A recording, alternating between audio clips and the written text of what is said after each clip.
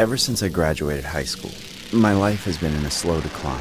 It's been 5 years since, and I've gained over 100 pounds. Everyone I used to know has gotten their college degrees and is starting their careers, but I'm still stuck in my mom's basement.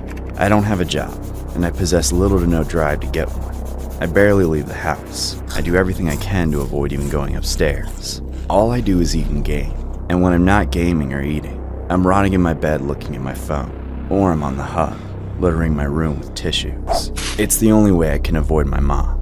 If she's at home during the day and remembers I'm in the basement, she comes down and yells at me. It happens almost every day now. Get out of bed and take a shower, you fat pig! Go outside and get a job! I'm tired of you slacking off, hogging the Wi-Fi, eating my food, going through my tissues and not paying me a dime in rent! You lazy mooch! If you don't start pitching in, I'm going to throw you out on the street! Give me a break, Mom. I've been applying on Indeed. My mom's usual threat of kicking me out landed harder than usual.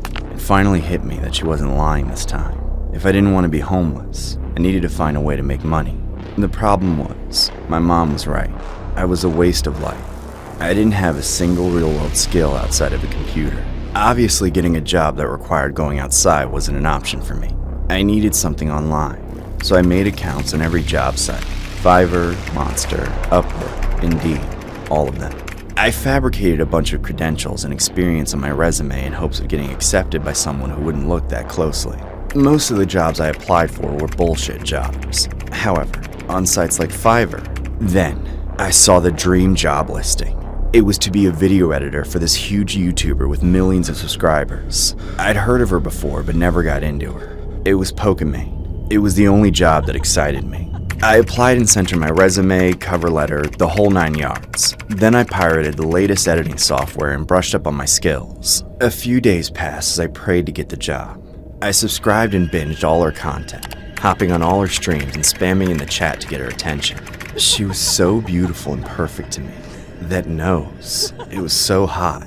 I would have given everything to be her editor. Eventually, I got an email from her saying I got the gig.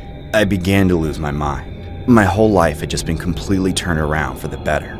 We discussed terms, and then she sent over hours of content she had recorded that I was supposed to edit. I was already in love with her, so getting to watch her exclusive content for hours on end was a dream come true. At first, I was worried she wouldn't like my work, but I think my passion prevailed. Finally, my life had purpose. Even better, I was making more than enough money to pay my mom rent and have some disposable income to throw around. Unfortunately, after a couple of months, my old habits resurfaced. I found it harder to focus on editing because of how hot Pokimane was. Her face and body were extremely triggering for me. I already felt like we had a closer relationship than any of her fans because we talked business over email, but I kept wanting more. Most of my leftover money was spent on her merch. I wanted my room to be like a Pokimane shrine. I even got her likeness printed on a body pillow that I slept with. I went through a dozen boxes of tissues a week.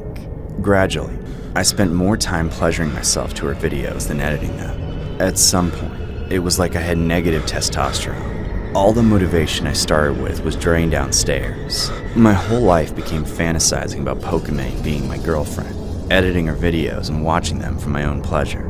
Before long, my habits started to interfere with my work. I was no longer able to meet her deadlines. I sometimes turned over a video a week or two late. Pokimane got angry and emailed me, demanding an explanation. I kept lying and promised to be better, but eventually I had to come clean. I couldn't edit Pokimane's videos on time because I couldn't stop simping on her. I hoped she would understand, but she was disgusted. Then, she fired me, sending me back to square one.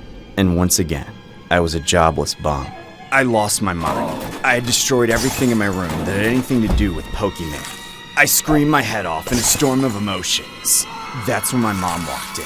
Pokimane! Why?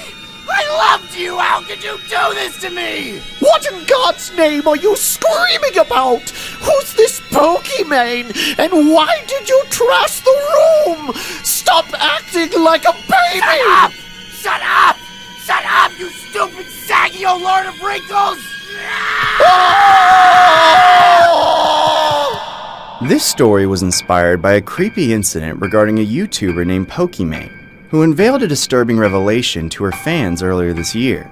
If you are following Twitch, you might have noticed that Pokemon's fans tend to be on the clingier side. She recently had to let go of a video editor after his quote-unquote addiction to her content led to major workflow issues. In her latest Twitch stream, Pokimane said her ex-editor confessed to spending an inordinate amount of time watching her videos. The behavior left Pokimane feeling uncomfortable and with no choice but to cut ties with the editor. She acknowledged the awkwardness of the situation, saying she felt bad because she didn't think he realized how much he was struggling with that obsession.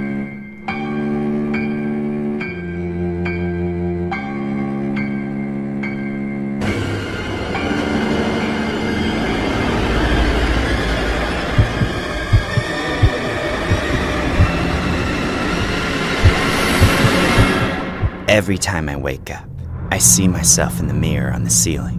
My reflection no longer fits within its borders, but it's there to remind me at the start of every day how far I've come, or rather, how far I've gone. It's all part of the plan. There are mirrors all around the house just like it to make sure I never lose sight of it. The hardest part of each day is simply getting out of bed. Then I make my way to the bathroom, doing my best not to trip over my own thighs. I don't brush my teeth anymore. It goes against the plan. Any food residue left over in my mouth needs to be digested, not scrubbed away. All I do is rinse with mouthwash to freshen my breath, then I swallow. I can't spit it out, of course. I need the calories. After I finish my morning evacuations, I head over to the kitchen. On the way there, I always thank God that I live in a nice little bungalow, as I could never deal with the stairs. I used to cook myself elaborate meals, but I don't have the time for that anymore. Why would I anyway when there are so many delicious restaurants to choose from? All I have to do is find something that fits within the YouTube schedule and agenda. The Chinese place won't deliver to the house anymore. Same with the Subway, the Wendy's, the McDonald's, Taco Bell. Oh, there's a new barbecue place in town. Let's order one of everything on their menu. It usually takes about an hour for the Uber Eats driver to finally show up with the food.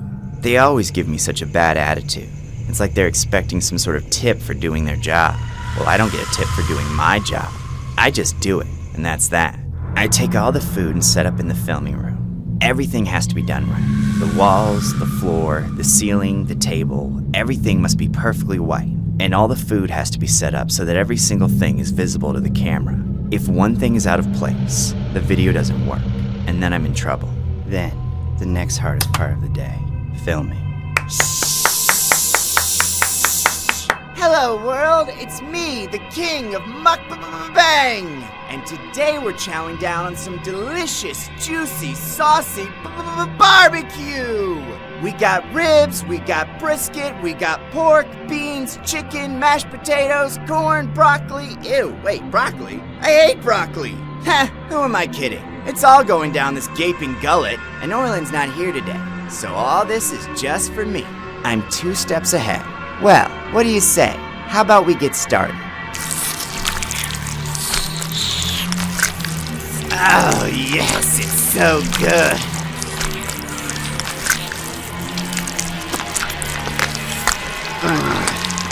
Oh, yes, it's so good. You know, I wish I could eat the bones, too. Wait a gosh darn second. What's stopping me? Nobody's stopping me. I'm always 2 steps ahead. Now come here, little ribbies. You're not getting away from me.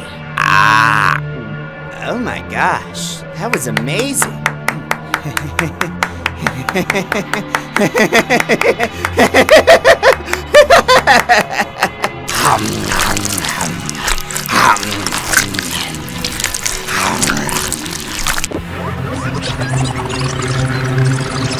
Ah! I did it! I ate it all! Are you happy now? Are you satisfied? Well, just remember, I'm always 2 steps ahead. Anyways, bye!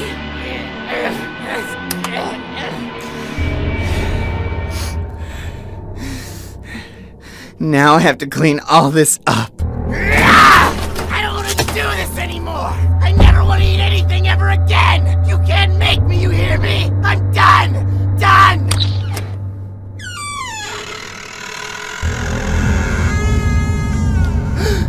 No, Master, I didn't mean it. I take it all back. I swear, you don't have to come in here. I'll fix everything. No, please, please, no! You've made quite a mess, haven't you? Must have been a good video. Yes, I think so. Good boy. The people love watching your horrid, inhuman, disgusting face gorge itself on garbage food, getting more shameful and grotesque every single day. Yes, you're right, as always. Of course I am. Now hand me the camera, pig. We're filming 2 mukbangs today, remember? Yes, I remember. Oh, and another thing. Yes, master? Don't forget.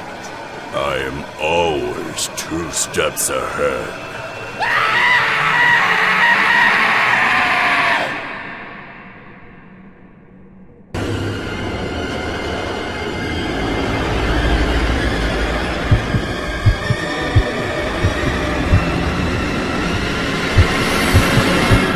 They call me the problem child, the YouTuber turned boxer. Ever since I beat Daisy 6 years ago, I've had a taste for blood. But my days as an entertainer have taught me to always put on a show. That's why I go for the big names, the older boxers with millions of fans and huge reputations. Every time one of them hits the mat, millions of dollars enter my bank account, and thousands of people are convinced to finally take me seriously as a boxer. Perry, Diaz, Woodley, I'm gonna knock out every loser they put in front of me and crawl my way up to the top until the first thing that people think of me when they hear the name Jake Paul is greatest boxer in the world. I train every single day to be stronger and faster in the ring, to take more hits and keep going for longer. And I study various techniques to know exactly what I'm doing in the ring at all times. I live, eat, and breathe boxing. I can honestly say that I've never once been afraid to enter the ring and fight anyone. Never. Not until now. I've known for some time that to reach the pinnacle of boxing, there's one man I have to defeat. The greatest boxer of all time that still lives. Mike Tyson. Almost every night, I study his old fights, alone in my room with the lights off, right in front of the TV, absorbing every aspect of his technique, his faults, every strike and every slip-up. I need to know what I should expect from him. He says the fight won't last long unless I run from him, but I don't think he understands who he's dealing with. That's the best chance I have of winning, letting Mike underestimate me. I certainly am not underestimating him. Ever since we signed on to fight, I've had a growing, gnawing feeling of fear, and I've done everything in my power to make sure I am prepared to take the strikes from the strongest puncher in the world. I must admit that sometimes when I see a video of him knocking someone out, I panic a little. On nights like that, I feel I have no other choice but to dip into my stash of my secret weapon. It sits in a box in my closet. All that's in there is a few vials of liquid and some syringes.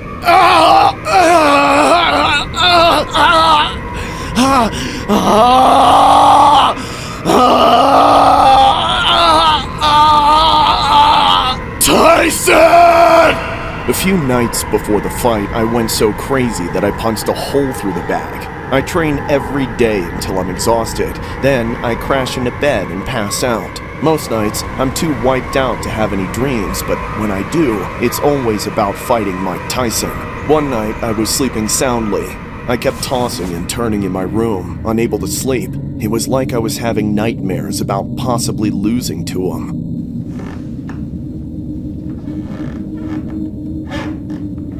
I then heard the floorboards creak. I immediately opened my eyes and saw him standing in the corner, smiling as he watched me. What are you doing here? Are you even real? Oh, I'm real, baby. Real happy to see you. What are you talking about? We're supposed to fight each other in like 3 days.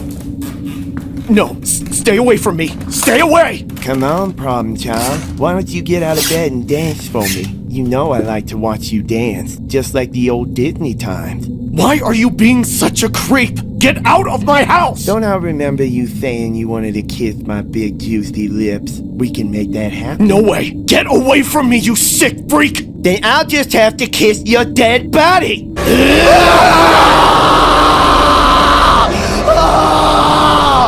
Suddenly, I was back, and I was in the ring. The crowd was going insane, but my head was spinning. What had just happened? Was that a flashback? Did I get punched in the head so hard I hallucinated the whole thing? I tried to get my bearings before Tyson charged into me, but then I saw him sitting on the mat, with his back on the ropes. There was blood all over his mouth, and it looked like I'd beaten him pretty badly. Then, the ref took my right hand and lifted it up into the air. I was the winner. I won! But then, something hit me. I couldn't hear anything. I should have been hearing the loudest screaming in my life, but it was total silence. I looked back at Mike. He was smiling despite the fact that I had beaten him. Then, his smile widened to an ear-to-ear grin, and 2 bloody pieces of flesh fell out of his mouth. I stared them on the mat for a moment before I realized those were my ears. I put my hands up to the sides of my head, but it was just a flat, bloody mess where my ears had been ripped off. Ah!